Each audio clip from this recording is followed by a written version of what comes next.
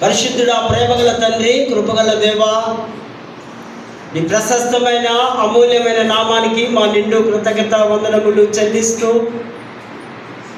గడచిన మాసములో నీ శ్రేష్టమైన కాపుదల భద్రతనిచ్చి మా జీవితాలలో మేము సరిక్రొత్త విధముగా జీవించడానికి నూతన మాసాన్ని, ఆ నూతన మాసములో నూతన పరిశుద్ధ వారాన్ని మాకు అనుగ్రహించి మమ్మల్ని సజీవులుగా ఉంచిన విధానాన్ని బట్టి నీకు స్తోత్రాలు చెల్లిస్తున్నాం.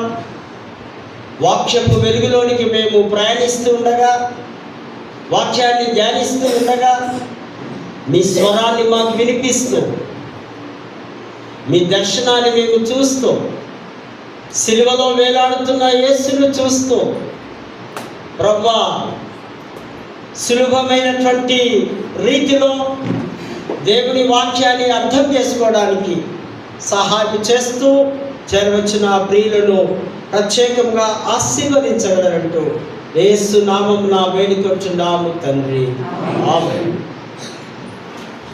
దయచేసి కూర్చుందాం.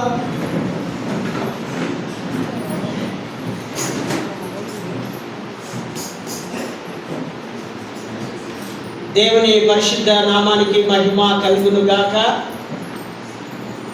చేరవచ్చినటువంటి పరిశుద్ధ సంఘమంతటి కూడా యేసుక్రీస్తు నామములో ఈ ఉదయకాల శుభములు, దీవెనలు తెలియపరుస్తూ ప్రేమతో ఈ ఆరాధనకు ఆహ్వానాన్ని అందిస్తూ ఉన్నారు. ఈ ఘనమైనటువంటి అవకాశం, ఈ ధన్యత, ఈ భాగ్యం నాకు అనుగ్రహించిన అధ్యక్ష మండలపు పీఠాధిపతి గారు, right reverend doctor professor Rogan Mark తండ్రి గారు, vice chairman reverend B Winston అయ్య గారు, మరి అధ్యక్ష మండలపు చైర్మన్స్, క్లర్జీ, లేమెన్స్, ఆఫీసర్స్, నాయకులు, అన్ని సంఘాల వారికి క్రీస్తు పేరట ఈ ఉదయకాల దైవ శుభములు వారికి తెలియపరుస్తూ ఉన్నారు. దూర ప్రాంతం నుంచి వీక్షిస్తున్నటువంటి మా స్నేహితులు, మా కుటుంబ సభ్యులు, వారికి కూడా క్రీస్తు నామములో శ్రేష్టమైన ఆశీస్సులు ప్రకటిస్తూ ఉంటున్నారు. మహాదేవుడి కృప మరొకసారి పరిశుద్ధ వారమందు పరిశుద్ధ దేవాలయంలో ఆయన సన్నిధిలో మనం సజీవులుగా ఉంటూ మహాదేవుడైనటువంటి యేసును ఆరాధించే భాగ్యం, యేసుతో కలిసి నడిచే భాగ్యం దేవుడు మనకు అనుగ్రహించాడు కనుక భయముతో, భక్తితో వాక్యాన్ని జాగ్రత్తగా వింటూ మన విశ్వాసములో స్థిరపడి బలపడాలని మరొకసారి ప్రేమతో నేను మీకు జ్ఞాపకము చేస్తూ ఉన్నాను. ప్రేమైనటువంటి వారారా, ఈ వారం వెరీ వెరీ ఇంపార్టెంట్ థీమ్, చాలా ప్రాముఖ్యమైన మెసేజ్. శ్రమల ఆదివారం, సిలువ శిష్యులకు నూతన మాదిరి, నూతన దర్శన. Passion Sunday, cross and new paradigms to discipleship. ఈ నూతన శిష్యత్వము, passion Sunday, suffering Christ, suffering cross, శ్రమపడుట, బాధపడుట, దుఃఖపడుట, వేదన పడుట. ఈ వారం నుంచి మనకు హోలీ వీక్ వరకు కూడా ఈ దినాలను మనము జ్ఞాపకము చేసుకుంటూ ఉన్నాం. ఈ క్రాస్, గ్రీక్ వర్డ్లో క్రాస్ ఈజ్ స్టాజియోస్. స్టాజియోస్ అనగా క్రాస్, సిలువ. ఈ సిలువను మనకందరికీ తెలుసు, సిలువ గురించి, సిలువలో వేలాడుతున్న యేసును గురించి. ఈ శ్రమ దినాల్లో, ఈ 40 days జర్నీలో క్రీస్తుకు దగ్గరగా బ్రతకడానికి ఈ 40 దినములు మనకు మన పెద్దలు మనకు ఇచ్చి ఉన్నారు. ఈ దినాలన్నీ కూడా శ్రమతో కూడినవే. ప్రాముఖ్యంగా ఈ సండే నుంచి ఈ శ్రమల ఆదివారము ప్రారంభమవుతున్నట్టుగా హోలీ సాటర్డే వరకు ఇది కొనసాగుతుందని పెద్దల యొక్క అభిప్రాయాన్ని మనము చూస్తూ ఉంటున్నాం. ప్యాషన్ అనే మాటకు అర్థం బలీయమైన కోరిక, డిజైర్. ఈ బలీయమైన కోరిక మానవులందరి కొరకు తన శిలువ శ్రమల ద్వారా, తన శిలువ కష్టాల ద్వారా క్రీస్తు వారి యొక్క బలీయమైన కోరిక మానవులను ఆ శిలువ ద్వారా రక్షణలోనికి తీసుకురావాలని ఆయన యొక్క బలమైనటువంటి కోరిక అని ఈ ప్యాషన్ సండే మనకు తెలియపరుస్తూ ఉంది. ఈ శిలువను మనం బాగా ధ్యానించినట్లయితే శిలువ అవమానానికి గుర్తు, అసహ్యానికి గుర్తుగా ఉంది. శిలువ మరి చాలా నీచులకు ఒకప్పుడు ఇది ఇంత ఘోరమైనటువంటి శిలువకు క్రీస్తుకు ముందు శిలువ అవమానం, క్రీస్తు తర్వాత శిలువే ఒక రక్షణ సాధనముగా, శిలువే ఒక మహిమ రాజ్యానికి ఒక మార్గముగా, శిలువే మారు మనస్సుకు ఒక సూచనగా మనము శిలువను ఈ దినం ఆరాధిస్తున్నాం. శిలువలో ఉన్న యేసును గూర్చి, యేసుతో పాటు శిలువను కూడా ఘనపరుస్తూ ఉంటున్నటువంటి మాటను మనము చూస్తూ ఉంటున్నాం. క్రీస్తు శిలువ శ్రమలకు మరి గురైనప్పటికీ కూడా మరణము పొందుటను బట్టి మనకు విలువ వచ్చింది. యేసు ప్రభు శిలువలో మరణించుట ద్వారా ఆ అవమానకరమైనటువంటి ఆ పాపంతో నిండినటువంటి ఆ నిలువు కర్ర, అడ్డకర్ర కాస్త అది పరిశుద్ధంగా మార్చబడి ఉంది. కారణం ఏంటంటే ఆ శిలువలో చనిపోయిన వాడు పాపులు, దొంగలు, నరహంతకులు, దేశద్రోహులు కాదు. పరిశుద్ధుడైన యేసు ఆయన శిలువలో మరణించి శిలువకు ఒక అర్థాన్ని తీసుకొని వచ్చి ఉన్నాడు, శిలువకు ఒక విలువను తీసుకొని వచ్చి ఉన్నాడు. కనుకనే శిలువ ఒక మహాశక్తిగా, అందుకే పౌలు అంటాడు, రక్షింపబడుచున్న మనకు అది దేవుడి శక్తి, అది దేవుడి బలం. ఈ బలము ద్వారా పాపాన్ని జయిస్తున్నాం, ఈ బలము ద్వారా లోకాన్ని జయిస్తున్నాం, ఈ బలము ద్వారా మరి సైతాన్ని క్రియలు జయిస్తున్నాం. అది దేవుడి శక్తి, దేవుడి బలము మన మీదికి దిగి వస్తుంది. నశించిన వారికంట అది వెర్రితనముగా, పిచ్చితనముగా, అంతేగా వాడు మానవుడుగా, మనిషిగా కాకుండా ఆ దినాల్లో యేసుక్రీస్తును విశ్వసించని వాడు, అన్యులు కానివ్వండి, జ్ఞానవంతులు కానివ్వండి, లేదా ఆ కాలంలో ఉన్నటువంటి మనుషులు, వారందరినీ కూడా పౌలు అంటున్నాడు, వీరంతా ఎవరట? వెర్రివారు. కేవలం సిలువను, యేసును, ఆ యేసు బోధనను నమ్మే విశ్వాసులను, వీరు శక్తిమంతులు, వీరు జ్ఞానవంతులు, వీళ్ళు క్రీస్తు వారసులు అంటూ మరి పౌలు ఆ బోధనలో, పత్రికల్లో మనం చూస్తుంటాం. పౌలు ఆ సిలువకు ఇచ్చినటువంటి ప్రియారిటీ లేదా వాల్యూ మరి ఆ శిష్యులు కూడా ఎవ్వరు కూడా అంతగానము ఆ మాట చెప్పలేదు సిలువ గురించి. అందుకే గలతీ 2:20 కూడా అద్భుతమైన సాక్ష్యం అని, ఇక జీవించేవాడు నేను కాదు, క్రీస్తే నాయందు జీవిస్తున్నాడు. నేను క్రీస్తుతో కూడా సిలువ వేయబడి ఉన్నాను. హల్లెలూయా, హల్లెలూయా. క్రైస్తవులు క్రీస్తుతో సిలువ వేయబడాలి. సిలువ వేసి ఆ శ్రమను పొంది, ఆ బాధను పొంది, ఆ అవమానాలు పొందినప్పుడే మీరు నిత్య రాజ్యానికి, దేవుని రాజ్యానికి, దేవుని కుడివైపున కూర్చుంటారని దేవుని వాక్యము తేటగా మనకు తెలియపరుస్తుంది. దేవుని ఆ సిలువ దేవుని క్షమకు, దేవుని ప్రేమకు, దేవుని త్యాగానికి, దేవుని సమాధానానికి సూచనగా ఉంది కదా. సిలువలో మొదటి మాటలోనే మనం చూస్తాం, ఆయన క్షమిస్తున్నాడు, ప్రేమిస్తున్నాడు. At the same time love also. వీరందరినీ ప్రేమిస్తున్నాడు కనుక వారిని ఎటువంటి చిత్రహింసలకు గురి చేయలేక క్షమించడం నేర్చుకోవాలి. ప్రేమించడం కూడా నేర్చుకోవాలి. ఈ 2 పనులు సిలువ ద్వారానే అవుతున్నాయి కనుక సిలువకు అత్యున్నతమైన స్థాయిని నేడు క్రైస్తవ లోకం ఇస్తూ ఉంది. ఈ సిలువ ద్వారా చాలా బాధాకరమైనదే. ఇది ఎక్కడి నుంచి వస్తుంది అంటే మనం చూస్తాం ద్వితీయోపదేశకాండం 20:22-23లో ఎవరైనా నేరములు చేస్తే, దొంగతనాలు చేస్తే, దేవదూషణ చేస్తే, వాడు హంతకుడు చేస్తే వాడికి ఒక మ్రాను మీద వేలాడదీసి చంపేయాలి. ఒక మ్రానుకు కట్టివేసి లేదా ఆ నిలువు కర్ర అడ్డ కొరకు ఆ మ్రాను క్రాస్త రాను సిలువగా. ఇది ఎవరెవరి కాలంలో ఉన్నాయి? క్రీస్తు పూర్వములో నుంచి 700 సంవత్సరాల్లోనే మొదటిగా ఇది అశ్షూరుల ద్వారా ఈ సిలువ ఈ యొక్క మరణాలు వచ్చాయి. తర్వాత బబులోనీయుల ద్వారా ఈ సిలువ మరణాలు వస్తున్నాయి. తర్వాత పారసీకుల ద్వారా ఈ సిలువ మరణాలు ప్రపంచంలోనికి వస్తున్న తర్వాత ఫినీషియన్స్ ద్వారా ఈ సిలువ మరణాలు వస్తున్నాయి. ఫినీషియన్స్ నుంచి రోమా సామ్రాజ్యానికి ఈ సిలువ మరణాలు వచ్చి ఉన్నాయి.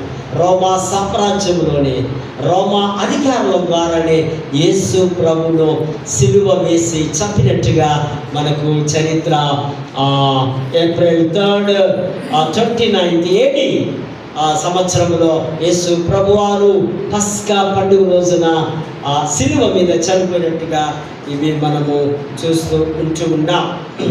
ఈ సిలువ AD 3rd centuryలో ఒక రోమా చక్రవర్తి, అంతవరకు రోమీలు చక్రవర్తులు అందరూ వారి విగ్రహారాధికులుగా ఉన్నారు. వారే వేగే దేవుడు, మా దేవుడు, మా దేవతలకు మీరు నమస్కరించాలని ప్రపంచమంతా వారి పాలనలో ఉంది. ఆ సమయంలో కాన్స్టాంటినోపుల్ చక్రవర్తి అనే వ్యక్తి తన తల్లి ద్వారా లేదా దేవుని యొక్క దర్శనం ద్వారా ఆయన క్రైస్తవుగా మార్చబడి ఆయన కాలంలో ఉన్నటువంటి సిలువ మరణాలను 4th centuryలో వాటిని రూపుమాపు చేశారు. ఈ 400 సంవత్సరం ఏడి నుంచి ఇప్పుడు సిలువ మరణాలు ప్రపంచంలో కనిపించవు.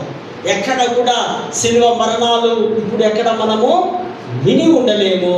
కనుక అది ఆయన ప్రపంచంలో ఆయన రాజుగా ఉన్నప్పుడు ఆ చట్టాన్ని ట్రాన్స్లేషన్ చేసినట్టుగా మనము చూస్తూ ఉంటున్నాం. ఈ సిలువ శ్రమల క్లుప్తంగా సిలువల గురించి కొన్ని నిమిషాలు మనం ధ్యానించాం.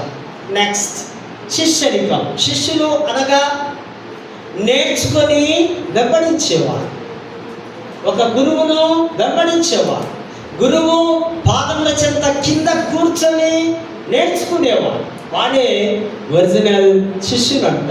ఈ దినాల్లో ఈవెన్ స్కూల్స్లో కూడా, కార్పొరేట్ స్కూల్స్లో కూడా ఏమున్నాయి? చక్కటి బెంచెస్, చైర్స్, ఏసీ రూమ్లు అన్నీ ఉన్నాయి. అట్లయితే అది శిష్యుల కింద లెక్కే కాదు. శిష్యులు అంటే కింద కూర్చోవాలి, గురువు పాదం దగ్గర ఉండాలి, ఆయన ఏం చెప్తున్నాడో రాసుకొని విని ఆయనను వెంబడించాలి. యేసు ప్రభుకు శిష్యులు ఉన్నారు.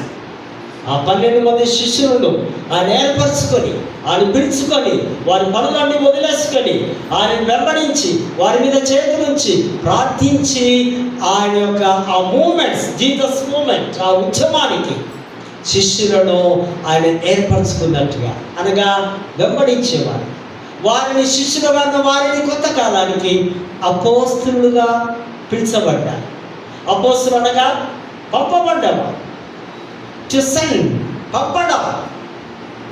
వారిని సేవ కొరకు, అనేక ప్రాంతముల కొరకు, వారిని దేవుని రాజ్య వ్యాప్తి కొరకు వారిని పంపడం. ఈ శిష్యులు మనము తెలుసు. మనకు మోసస్ కాలంలో నుంచి యేసు ప్రభు కాలము, లేదా పౌలు, తిమోతి కదండి, మోససు, యెహోషువ కదా, ఏలియా, ఎలీషా, వీళ్ళందరూ కూడా గురు శిష్యులుగా ఉన్నారు. వీరంతా మంచి శిష్యులు. వారి గురువుల దగ్గర బాగా నేర్చుకొని భక్తి పనులుగా ఉన్నారు. శిష్యులు అనగా వెంబడించడం. అందుకే యేసు ప్రభు అంటాడు, నన్ను ఎవడైనా శిష్యులుగా ఉండకూడదు ఎడల నన్ను వెంబడించేవాడు తన్ను తాను ఉపేక్షించుకోడు. తగ్గించుకొని జీరో చేసుకొని, నేను ఏమీ లేను ప్రభువా, అంతా నీవే, నీవు ఏది చెబితే అది నేను చేస్తా, నీ వెంబడి నేను వస్తా, అటువంటి వాడే నాకు శిష్యుడుగా రండి, అటువంటి వాడే నా సిలువను మోయండి. ఎవరట? అతిశయించుకొని, ఉపేక్షించుకొని, తగ్గించుకొని, దీనత్వము కలిగిన వాడే సిలువను మోయాలి. క్రైస్తవులకు ఒక్కొక్కరికి ఒక్కొక్క సొంత సిలువ ఉండాలి. సొంత సిలువ అంటే సొంత బైబిల్. సొంత బైబిల్ ఇంట్లో ఎంతమంది పిల్లలు ఉంటే, ఎంతమంది పెద్దలు ఉంటే వాళ్ళందరికీ బైబిల్స్ ఎవరికి వారు ఉండాలి. మా అమ్మ బైబిల్ నేను చదువుతా, మా నాన్న బైబిల్ నేను చదువుతా, నాకేం అవసరం లేదు, నథింగ్. సండే స్కూల్ టైంలో నుంచే మీ పిల్లలకు ఆ డేట్స్ వేసి మీరు ప్రార్థించి మీరు బైబిల్ కొని బిడ్డ, ఇది నీ జీవితకాలం అంతా ఉంచుకో, ఇది నువ్వు ఏ భాషలో చదువుతావో రోజు 1-2 చాప్టర్ చదువు అంటూ సొంత సిలువను ఎత్తుకొని మనము వెంబడించాలి. ప్రభు అదే కోరుతూ ఉంటాడు. ప్రభువుకు అదే ఇష్టమవుతున్నట్టుగా ఇక్కడ మనం చూస్తూ ఉంటున్నాం. ఒక భక్తుడు అంటాడు, స్పర్జన్ అనే వేదాంతి చక్కగా మాట, సువార్తకు మూలం విమోచన, విమోచనకు మూలం క్రీస్తు త్యాగం. క్రీస్తు సిలువ ఒక్కటే మానవ హృదయాలను తాకుతుంది అని స్పర్జన్ అనే వేదాంతి పండితుడు రాస్తూ ఉన్నాడు. అదే విమోచనకు ప్రతిదానికి మూలం ఏంటంటే సిలువనే. కనుక ఈ దినం సిలువను మనము హత్తుకొని జీవించాలని లేఖన భాగాలు సెలవిస్తున్నాయి. చదవబడినటువంటి లెసన్స్లో మనం చూస్తే అబ్రహాము దేవుడు, ఇస్సాకు దేవుడు, యాకోబు దేవుడు, ఇప్పుడు ఇస్సాకు దేవుడు గురించి మనము మాట్లాడుకుందాం. చాప్టర్ ఎంత ఉంది? ఆదికాండము 26. శిష్యత్వపు నూతన దర్శనములో సమాధానమును ప్రేమించుట, పీస్, షాలే, ఈ సమాధానాన్ని ప్రేమించాలి. ఈ శిష్యత్వములో జీవిస్తున్న క్రైస్తవ నాయకులు, విశ్వాసులు. ఇస్సాకు ఎక్కడ జీవిస్తున్నాడట? కానాన్లో కరువు వచ్చినప్పుడు ఆయన ఫిలిప్సీల ప్రాంతమైన గెరారు ప్రాంతంలో జీవిస్తున్నాడు. కరువు వచ్చింది, సరే అనుకుంటే అక్కడికి వెళ్ళి అక్కడ జీవిస్తున్నటువంటి సమయంలో ఇస్సాకు దేవుని యందు భయభక్తులు గలవాడు. సింపుల్, ఫస్ట్ మాట, దేవుని యందు భయభక్తులు గలవాడు కనుకనే దేవుడు ఆయనను బాగా ఆశీర్వదించి అద్భుతమైన పంటలు ఇచ్చి ఫలాలు ఇచ్చి బాగా చేస్తూ ఉన్నప్పుడు వీళ్ళకు గెరారులో ఉన్న వారికి, ఆ రాజుకు వారికి ఏమొచ్చిందట? ఈయన మీద అబీమెలెకు అనే రాజుకు అసూయ కలిగింది. అరే, వీడు ఎక్కడి నుంచో వచ్చినాడు, ఇక్కడ బాగా డెవలప్ అవుతున్నాడు కదా. యేసు ప్రభువు కూడా వారికి అసూయ చేత యేసును సిలువ వేయబడిరి అన్నారు. అసూయ కలిగి ఆ రాజు అబీమెలెకు పిలుస్తూ ఉన్నాడు, బాబు నీవు ఇక్కడి నుంచి దూరంగా వెళ్ళిపో, నీ డెవలప్మెంట్ మేము చూడలేకపోతున్నాం, నీ ఆశీర్వాదాలు మేము చూడలేకపోతున్నాం, మీ పిల్లల సంతానాన్ని మేము చూడలేకపోతున్నాం, వెళ్ళిపో అన్నప్పుడు పాపం ఇంకేం మాట్లాడలేక కదా, నాన్ లోకల్ ఏమైనా చేయగలడా? భయపడతాడు జనరల్ సహజంగా. తర్వాత అయినా అదే ప్రాంతంలో దూరంగా గెరారు లోయ మనకు కొండల మధ్యలో గుట్టల మధ్యలో లోయలు ఉంటాయి కదా, అటువంటి యొక్క లోయలో ఆయన నివసిస్తూ ఉన్నాడు. నివసిస్తూ ఆ లోయలో ఆయన సమాధానముగా ఇస్సాకు వెళ్ళి గెరారు లోయలో నివసిస్తూ ఉంటున్నాడు. అక్కడ 20-23 వచనంలో సమాధాన బావులు, పీస్ ఆఫ్ వెల్స్, తన తండ్రి తవ్వించిన బావులను ఈ ఫిలిప్సీలందరూ కూర్చివేసినప్పుడు తిరిగి ఆ బావులను ఆయన త్రవ్వడం. నీరు కావాలంటే బావి కావాలి, మనకి బావుల సంగతి మనకు కూడా తెలుసు. ఆ గ్రామాల్లో అక్కడ ఇక్కడ బావులు మనకు కనిపిస్తాయి, కానీ తక్కువ శాతం. ఒకప్పుడు మన చిన్నప్పుడు చాలా బావులు ఉండేది, మంచిగా ఈత కొడుతూ బాగా తిరిగేవా. ఇప్పుడు బావులు తక్కువైపోయాయి. సో ఆ దినాల్లో వ్యవసాయానికి ప్రాముఖ్యంగా బావులు కావాలి, పెద్ద పెద్ద బావులు. ఆ ఎడ్లతోటి ఎద్దులతో మోటార్లు ఇప్పుడు కాదు, అప్పటి ముచ్చట మోటార్ చెప్పకు, అంత గడిబిడైతే ప్రసంగం. సో కనుక ఆ ఎడ్లతో తోడుకొని ఆ నీటిని తెచ్చి వ్యవసాయం పంటలు పండించుకుని బావులు ఆయన తోడుతూ ఉన్నాడు. మొదటిగా ఈ బావి నీరు దేనికి గుర్తుగా ఉంది మనకు? నీరు జీవానికి గుర్తు. నీరు లేకపోతే బ్రతుకుతామా? ప్రతి వ్యక్తికి కావాల్సింది నీరే. నీరు తర్వాతే నీ రైస్ కానీ చపాతీలు కానీ మరొకటి. నీరు ఇది జీవానికి గుర్తుగా ఉంది. రెండు బ్రావులు తవ్వినప్పుడు గెరాల్లో ఉన్న లేదా ఫిలిప్స్ యొక్క దాసులకు, ఈ ఇసాకు దాసులకు జగడం వచ్చింది, లొల్లి అయింది కదా. లొల్లి పెట్టుకుంటారు. అసూయ ఉన్నప్పుడు లొల్లి ఉండదా? దేశం ఉన్నప్పుడు లొల్లి ఉండదా? నీకు నాకు పడనప్పుడు లొల్లి ఉండదా? ఖచ్చితంగా ఉంటుంది కదా. లొల్లి ఉంటుంది. పడనప్పుడు గుడి కూడా బంద్ చేస్తాం, అవునా? చేసినావు. కనుక వారికి వీరికి ఏమైంది? జగడం వచ్చి అప్పుడు పాపం ఇస్సాకు అప్పటి కూడా సమాధానముతో ఉంటున్నాడు. అక్కడ ఒక మొదటి బావి దిగినప్పుడు దానికి ఒక పేరు పెట్టాడు, ఎసెక్ అన్నారు హీబ్రూ భాష. ఎసెక్ అనగా జగడము, గొడవ లేదా లొల్లి మన లోకల్ లాంగ్వేజ్లో. ఎసెక్ మొదటి బావి పేరు పెడుతున్నాడు. రెండవ బావి పేరు షిత్నా అంటే ఎదిరింపు లేదా విరోధం, ఎదిరించడం లేదా యాంటీగా విరోధంగా ఉండడం, దాని పేరు షిత్నా అని అన్నారు. మూడవ బావి పేరు రెహబోత్ అంటే విశాలము, ఎడము. విశాలంగా ఉంది, ఎడంగా ఉంది అని ఆ మూడు పేర్లు పెట్టి ఆ జగడ వచ్చినాక అక్కడి నుంచి తన జీవితంలో సమాధానంతో ఉండడానికి నేర్చుకున్నాడు. తర్వాత 24 వచ్చిన దైవ ప్రత్యక్షత లేదా దైవ దీవెన ఆయనకు దిగి వచ్చింది. ఆయన సంతానము విస్తరించబడడం, ఆయన దేవుడు ఆయనతో ఆయన స్వరాన్ని వినిపించి మాట్లాడాడు. నేను ఎంతగానో దీవిస్తా అన్నప్పుడు వెంటనే ఇస్సాకు ఒక బలిపీఠం కట్టి, ఆ దినాల్లో గుడిని చర్చిలు బలిపీఠాలు కదా, అబ్రహాము కాలం నుంచి స్టార్ట్ అవుతాయి బలిపీఠాలు. ఆ గుడి కట్టి యెహోవాకు ఆరాధన చేయడం, యెహోవాను అక్కడ ఆరాధిస్తున్నాడు. ఈ ఇస్సాకు యెహోవా నామమున ప్రార్థన చేస్తున్నాడు. ఆల్రెడీ ఈయన ప్రార్థనా పరుడు. ఈయన ప్రార్థన ఎక్కడ ఉంది?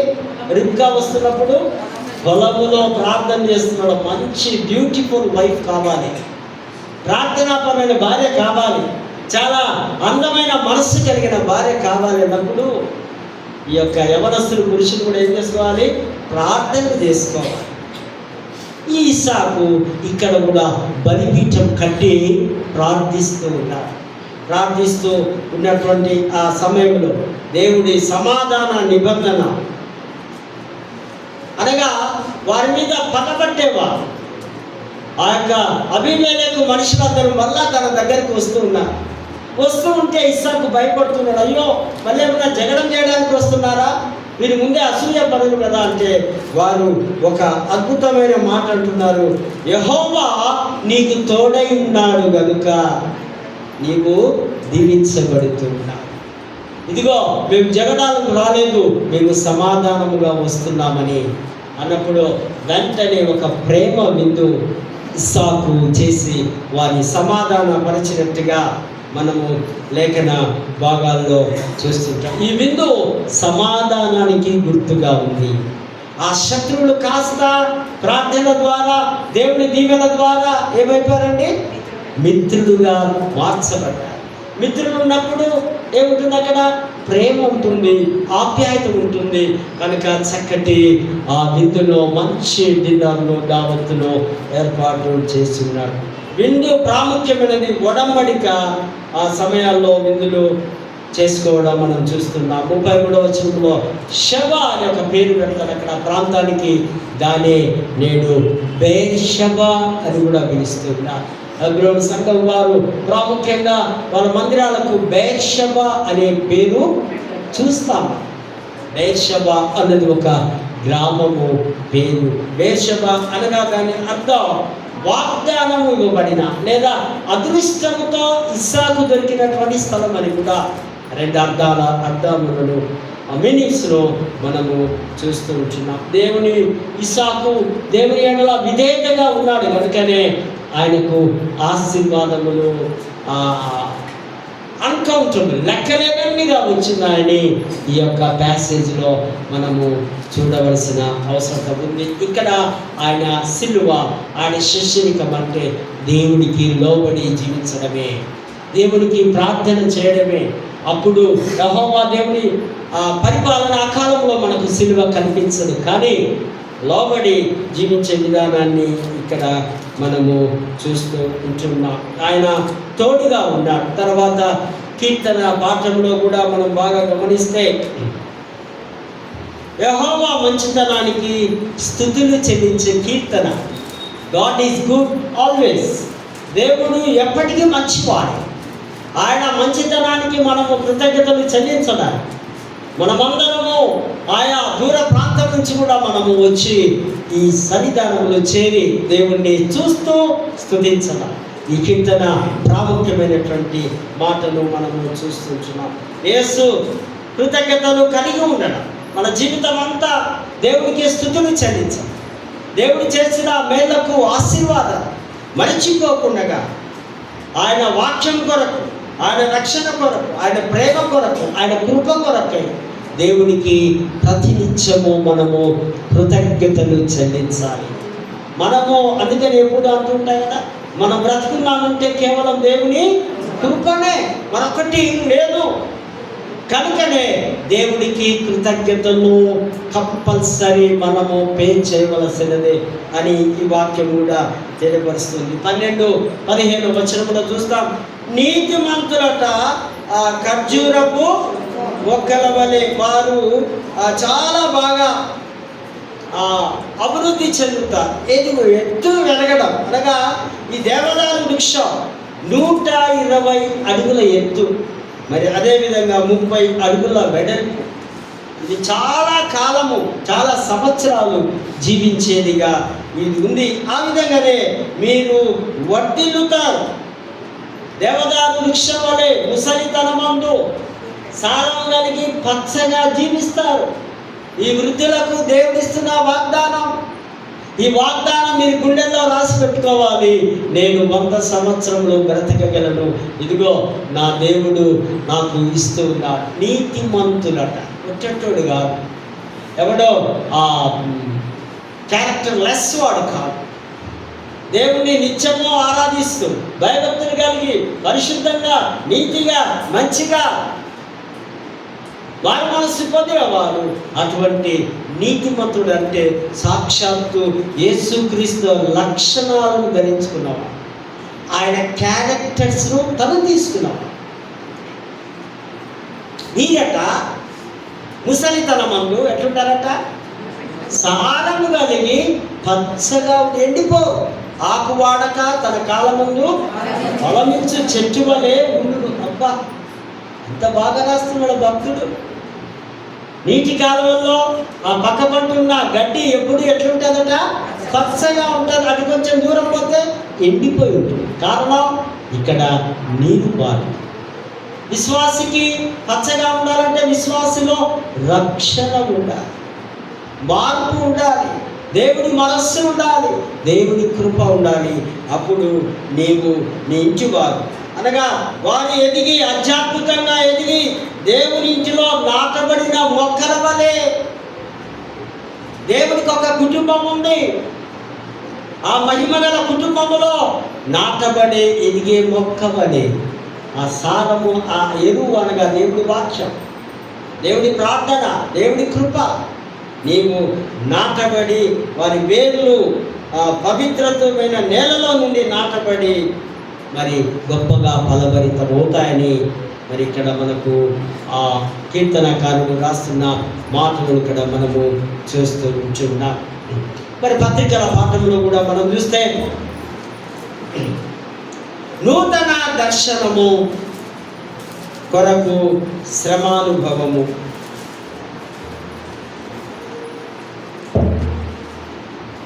శిష్యులు నూతనంగా మార్చబడాలి, లేదా విశ్వాసులు ఒక నూతనమైనటువంటి దర్శనంతో ఉండాలంటే శ్రమానుభవము తప్పదు. శ్రమ తప్పదు, దుఃఖము తప్పదు, వేదన తప్పదు, బాధలు తప్పవు, కష్టములు తప్పవు. ఇవన్నీ లేకుండగా, ఈ నొప్పి లేకుండగా నేను సరాసరి ప్రభు దగ్గరికి వెళుతానంటే నో వే. ఇవన్నీ నీవు ఈ లోకంలో పొందుకోవాలి. అదే క్లియర్గా పౌలు రాస్తున్నారు. పౌలు జీవితంలో ఇంచుమించు ఈ చాప్టర్లో చూస్తే, ఈ 2 కొరింథీలో 11 చాప్టర్లు చూస్తే 20 శ్రమలు పడ్డాడు. అంత ఈ యొక్క కష్టమైనటువంటి ట్రిబులేషన్, ఈ శ్రమ, హింసలు, ఈ బాధలు, సఫరింగ్స్ రాస్తున్నాడు ఆ సంఘానికి. ఆ శ్రమల్లో ఈ సువార్త ప్రకటించాలంటే ఎన్నో కష్టాలు పడాలి. ఈ శ్రమలను ఎట్లా వస్తున్నాయి?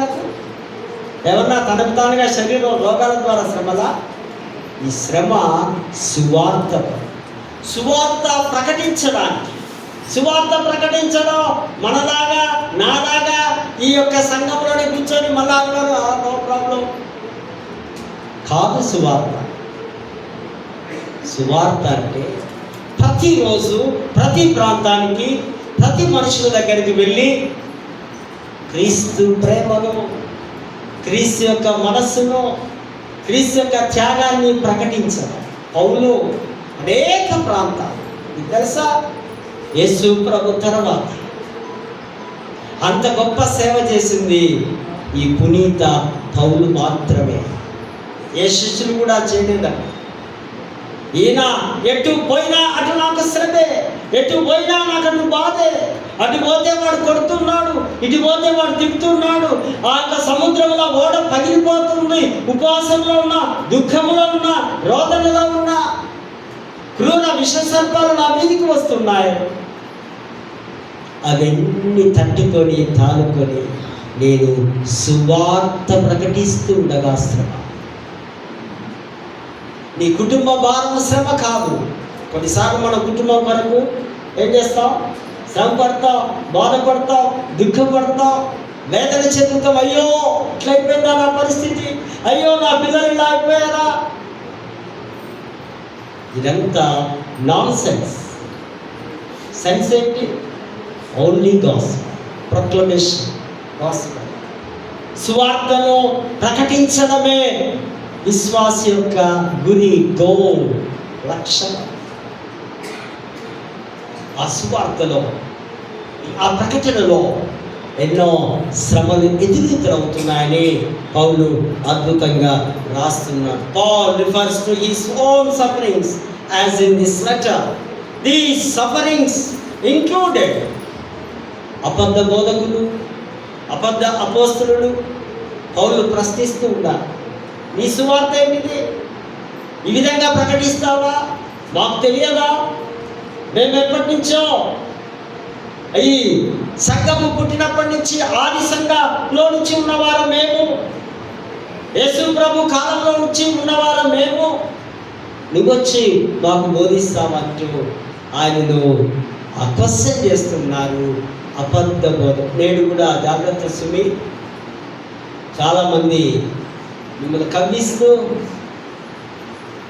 మీకున్న దురద చెవులు వారి మాటలకు లోబడి మా దగ్గరికి రా, అక్కడేం పోతావా బాబు, ఆయన ఏదేదో అంటాడు, నా దగ్గరికి వచ్చాయి, నేను ఉన్నతమైన స్థాయిలో పెట్టి నేను అభిషేకం ఇస్తాను, దీనిని రకరకాలైనటువంటి వెళ్ళండి, కానీ ఒక ₹1 కూడా వేయకండి.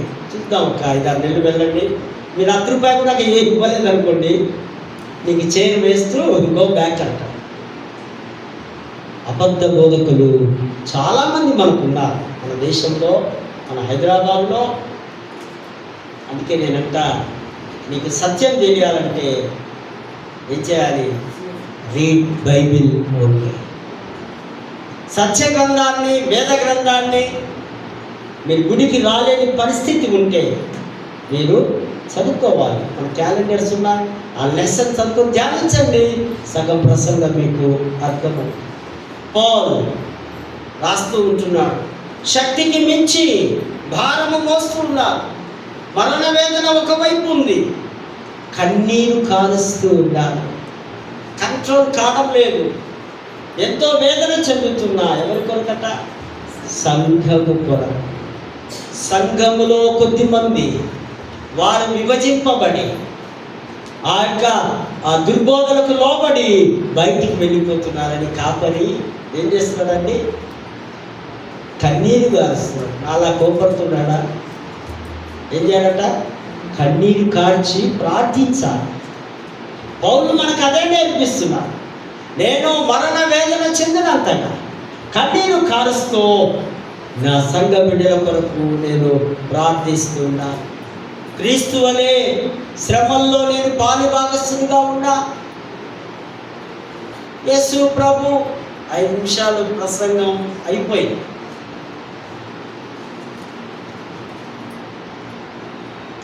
క్రీస్తు వలె నేను శ్రమను పొంది ఉన్నా, క్రీస్తు లాగానే అచ్చం నేను ఆ సేవ చేస్తున్నానని తనకు తను కాన్ఫిడెంట్గా రాత్రింబగళ్ళు కన్నీరు గారుస్తూ 3 సంవత్సరాలు ఆ పట్టణాల్లో లేదా ఆ సంఘాల్లో ఆయన సేవ చేసినట్టుగా, పరిచర్య చేసినట్టుగా ఆత్మలో పరితాపము చెందుతూ మూలుగుతూ ప్రార్థిస్తున్నాడు పౌలు.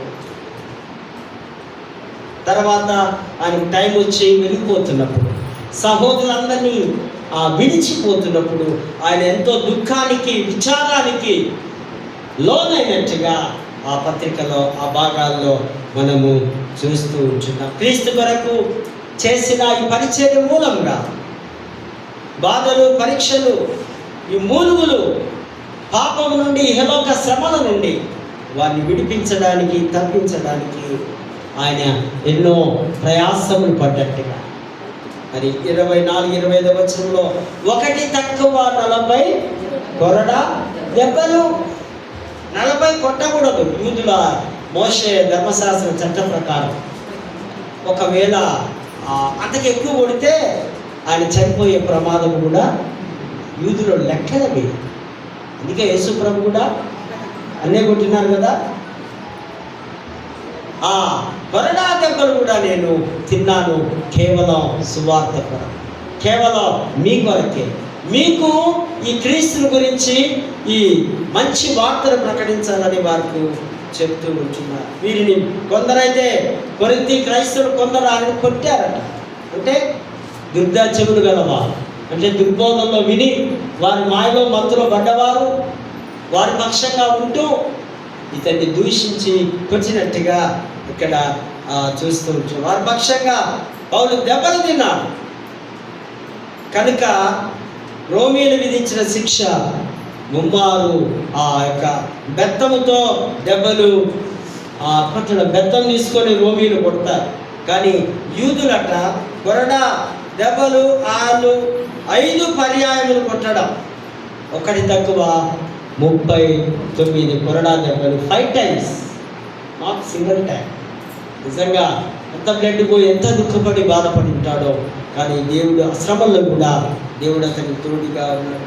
రాళ్ళతో కొట్టడం, పదే ప్రయాణాల్లో సముద్రపులో ప్రాబ్లమ్స్ రావడం, ఒక్కొక్కసారి ఆ పడవ పగిలిపోయేంత పరిస్థితి రావడం, ఇవన్నీ నేను ఫేస్ చేసి ఆకలి దప్పులు ఒకవైపు, వీటికంటే ఎక్కువగా ఆయనకు సంఘము గురించిన చింతన కూడా ఉందని పౌలు ఇక్కడ రాస్తున్నట్టుగా చూస్తుంటున్నాం. పౌలు కష్టాలు, బాధలు, ఇబ్బందులు ఇదంతా కూడా నమ్మశక్యం కానిగా ఇవన్నీ కాదు అని కొందరు వాదించారు దుర్బోధకులు. కానీ పౌలు క్రీస్తు కొరకు ఫిలిప్పీ 1:21 ఆ మట్టుకైతే బ్రతుకుట క్రీస్తే, చావైతే క్రీస్తు కొరకు బ్రతికినటువంటి ఒక గొప్ప వ్యక్తిగా మనము లేఖన భాగాలు చూస్తాం. అండ్ సువార్తల పాఠంలో కూడా మనం చూసినట్లయితే శిష్యపు నూతన దర్శనం ఏంటంటే ఆత్మీయ అంధకారం నుండి విడుదల. కళ్ళున్నాయి కానీ ఏమి లాభము? కళ్ళున్నాయి, దేన్ని చూస్తున్నాం? లోకాన్ని చూస్తున్నాం కదా. కళ్ళుండి శల్యుడు చూసి, చెవులుండి శల్య యొక్క ఆ మోత విని మనం ఏంటంటే అటు పోతాం. జనరల్గా నీకు పూర్తిగా దేవుడు అర్థమయ్యాడు అనుకో, ఏం చేస్తావు? ఆ శల్యుడు పక్కన కొడతావు. నువ్వు నాకు ఆటంకంగా ఉన్నావు, నువ్వు నాకు శత్రువుగా ఉన్నావు. ఇక్కడ అదే రాస్తుంది. ఈ యొక్క ఆధ్యాత్మికమైనటువంటి ఆత్మీయ కళ్ళతోటి సిలువను చూడాలి. ఈ పాపిష్టి కళ్ళతో సిలువ చూస్తే నీకు అర్థం కాదు. సిలువకి ఏం కళ్ళు రావాలి? ఆత్మీయ దైవికమైనటువంటి కంటితో సిలువను చూస్తే సిలువ అర్థమవుతుంది, సిలువలో ఉన్న యేసు అర్థమవుతారు. ఇక్కడ మనం చూస్తే డెలివరెన్స్ ఫ్రమ్ స్పిరిచువల్ బ్లైండ్నెస్, భర్తిమయ దృష్టి పొందుట, తిమాయి కుమారుడైన భర్త. గుడివాడు ఎరుకో పట్టణంలో ఒక జాగాలో ఏం చేస్తున్నాడు? గుడ్డోడు భిక్షాటన చేయవలసిందే, వేరే పని ఏమి, వేరే బిజినెస్ ఏమీ చేయలేదు. అన్నిటికీ మూలం, అన్నిటికీ ప్రధానం నీ హృదయానికి దీపము నీ కన్నే కదా. కన్నులే మీరు పాపం. ఇది మంచోడే, ఏం చూస్తాడు? కూర్చొనున్నాడు. యేసు ప్రభు అక్కడ ఎరుకో పట్టణానికి వస్తున్నాడని విన్నాడు. ఆయన విని ఆయనకి ఏమర్థమైందంటే, నాకు అర్థమైన మాట, ఈ యేసు ఈయన దావీదు కుమారుడు, ఈయనే మెస్సయ్య. దావీదు వంశంలోంచి వచ్చిన మెస్సయ్య అయినే కనుక ఆయన పిలుపు చూడండి ఎంత బాగుందో. దావీదు కుమారుడైన ఓ యేసు నన్ను కరుణించు. బిగ్గరముగా, గట్టిగా, ఇంకా గట్టిగా. అక్కడున్న శిష్యులు, అక్కడ వాళ్ళందరూ ఎందుకంటారా, డిస్టర్బ్ చేయకు, మౌనంగా ఉండు, ఆయన చాలా బిజీగా పోతున్నాడు అని వెంబడి ఉన్న వారందరూ అంటే వీడు ఇంకా గట్టిగా, ఏమైనా కానీ ఆయన నా దగ్గరికి రావాలి, ఏమైనా కానీ ఆయన నా మొర వినాలి. దావీదు కుమారుడా నన్ను కరుణించుమని కేకలు. ప్రవక్త కూడా రాస్తున్నాడు. ఒక మాట చదువుతావా? ఇందులో యెషయా 35:5 గుడివారి కన్నులు తెరవబడును, చెవిటివారి చెవులు విప్పబడుననే ప్రవచనం. యేసు క్రీస్తు కంటే ముందు 730 సంవత్సరాల ముందు ప్రవచనం. చదవండి, తీసుకున్నాను.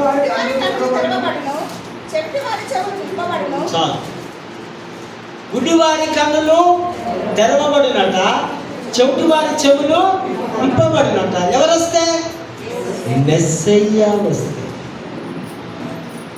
మెస్సయ్య వస్తూ ఉన్నాడు. ఎప్పుడట? మలాకి ప్రవచించిన 400 years తర్వాత మెస్సయ్య వచ్చేసి. అది ఈయనకు అర్థమైంది. ఎవరికి?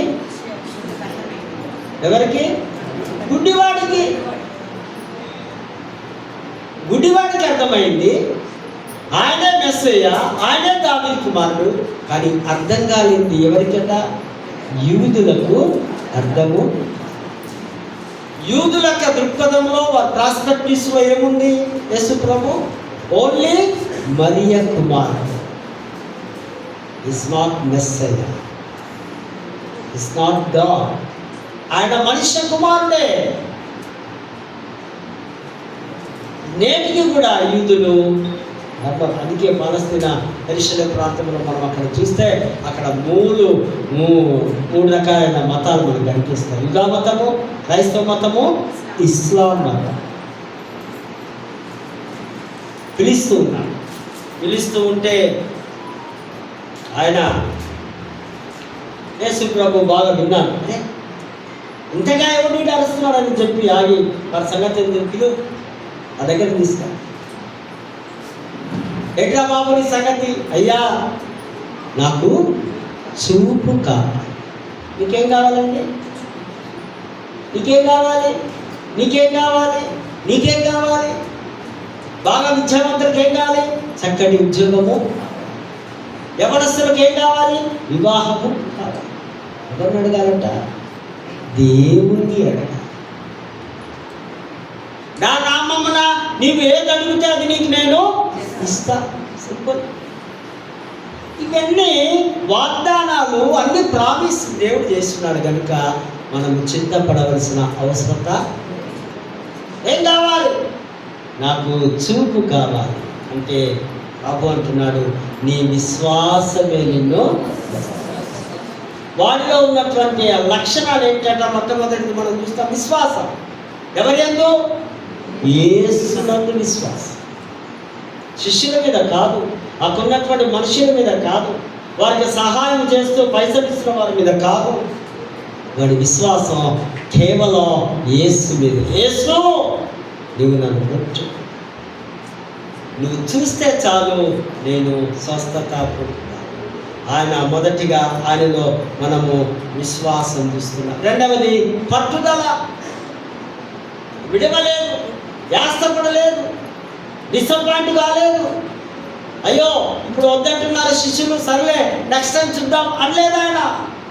పట్టుదలతో క్రీస్తు శిష్యులు గద్దిస్తున్నా ఉరుకుండు అన్నప్పటికీ కూడా నో, నేను ఉరుకోను, నేను ఆయన్ని పిలుస్తూనే ఉంటాను.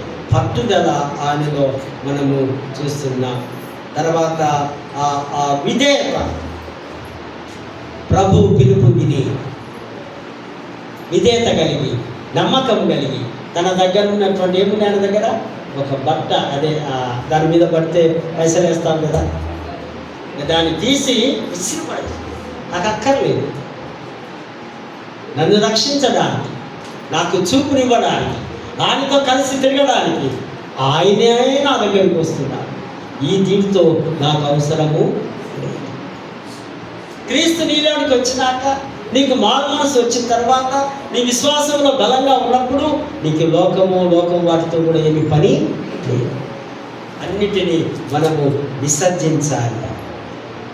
కనుక ప్రభు దగ్గరికి రావడం. చివరిగా విజ్ఞాపన. ఆయన నీకేం కావాలంటే కోరుకుంటున్నాడు, విజ్ఞాపన అడుగుతున్నాడు. నాకు చూపు కావాలి, నాకు అదే నా డిజైర్, నా కోరిక. ఆ చూపు వస్తే ప్రభువా ముందు నిన్నే చూస్తాను.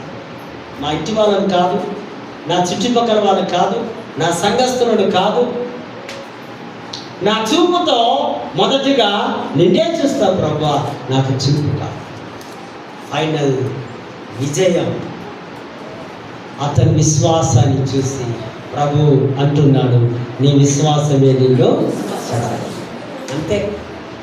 నీకు విశ్వాసం ఉంది, స్వస్థత వచ్చింది, నువ్వు విజయం పొందుకున్నావు, విక్టరీ నీ వైపు. ప్రేమైనటువంటి వారు, ఈ లంచ్ దినాల్లో, ఈ దుఃఖ దినాల్లో, ఈ శ్రమల దినాల్లో ప్రభు వైపు విశ్వాసంతో మనం చూసినట్లయితే, విశ్వాసంతో ఆయనను వెంబడిస్తున్నట్లయితే, విశ్వాసంతో ప్రార్థించినట్లయితే దేవుడు అద్భుతాలు మన జీవితాల్లో చేయగలడు. మనం చేయవలసిన పని అంతా సిలువ వద్దకు రావడమే, సిలువను హత్తుకోవడమే, సిలువతో కలిసి జీవించడమే. అటువంటి కృప, పరిశుద్ధాత్మ నడిపింపు, దైవాశీస్సులు దేవుడు మనకు అనుగ్రహించుగా. ప్రార్థించుదాం. దయగల ప్రభువా, కృపగల తండ్రి, ఈ పరిశుద్ధ నామానికి వందనాలు చెల్లిస్తాం. కొన్ని నిమిషాలు ప్రభువా సిలువను గురించి, శిష్యరికాన్ని గురించి, ప్రభు లేఖన భాగంలో ఉన్న దైవిక మాటలను మేము జాగ్రత్తగా విన్నాం. మా హృదయాలు స్థిరపరిచి, బలపరిచి, ఫలభరితము చేయగలరు. క్రీస్తు నామమున వేడుకొంచున్నాము తండ్రి.